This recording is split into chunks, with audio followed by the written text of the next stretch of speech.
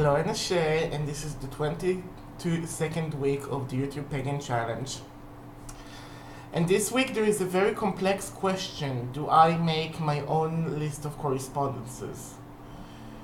Well, the answer is yes and no. Because, look, I think it's rather new, the concept of putting correspondences in attractive tablets or lists, or making books of correspondences. I think that the one that decided to do it was Aleister Crowley in his book 777, but most of what traditionally happened is that witches, told you, this herb does this crystal does that, this animal is connected to this.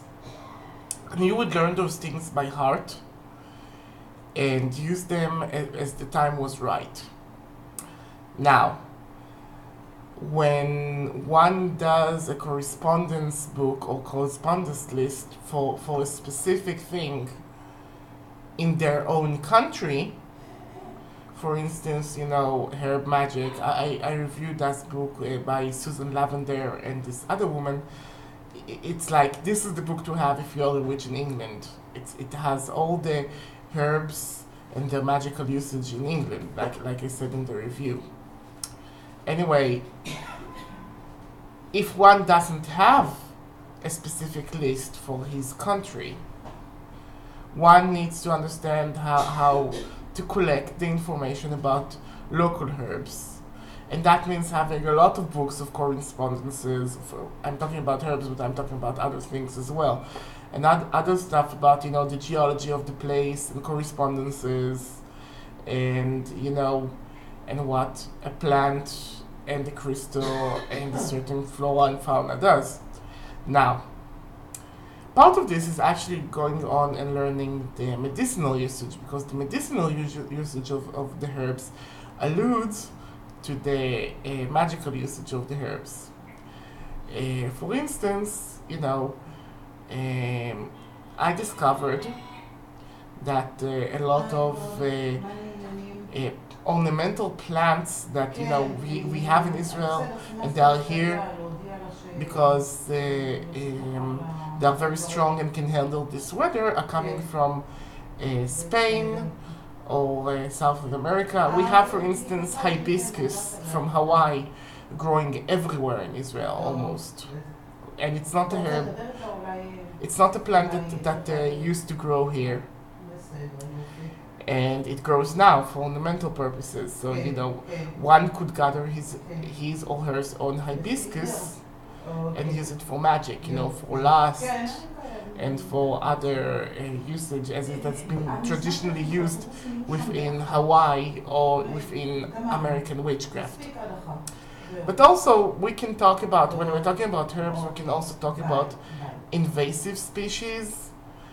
Things that used to be grown only in gardens, but now, became so common, like lantana, that is, that contains poisons in its unripe fruit, that grows everywhere in Israel now. And also this. Do you recognize this? Can you tell me what it is? This is not patchouli root.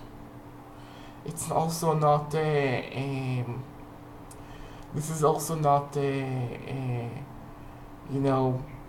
stuff that I bought. This is something I tried.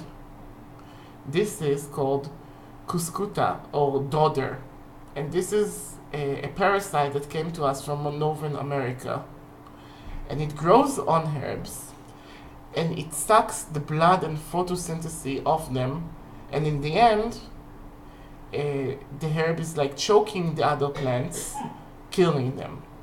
So it's a very vampiric plant. It looks like yellow strands. When it didn't become yellow when it got dry, it just became darker yellow. It looks like yellow strands. And I've seen it. And it has some medicinal usage. For instance, it takes care of your digestive system. It takes care of your urinary tract system. And its ability to suck sugar out of living organisms means that it's also very good for people who has diabetes and they have high blood sugar ratio. So diabetic people could take this as tea. And since it has this sucking ability to take the sugar of stuff, you can use this to take the sugar of the world, take the money of the world, take wealth and happiness and love of the world. Use this to leach, as a tool to leach into the natural resources and get what you need, whatever spiritual, physical, or emotional nutrients that you might need. So this is something I haven't seen used in magic. I bet other witches use that in magic, but this is something I figured out on my own. So in that case, yes, I would consider this as something that is like, of Venusian and somewhat Saturnian disposition, and I would have my own correspondences to this.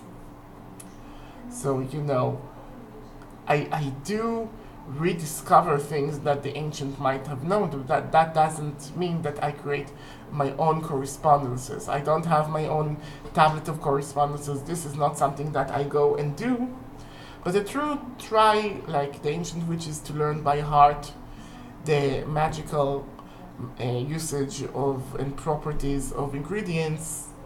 And every time I do, I when I go out, even in urban nature, I see that I'm surrounded by plenitude of materials and magics that allows me to focus on my practice and make it whole. So this is for this week. I'll see you next week with more YouTube Pagan challenges. Goodbye, Nashe.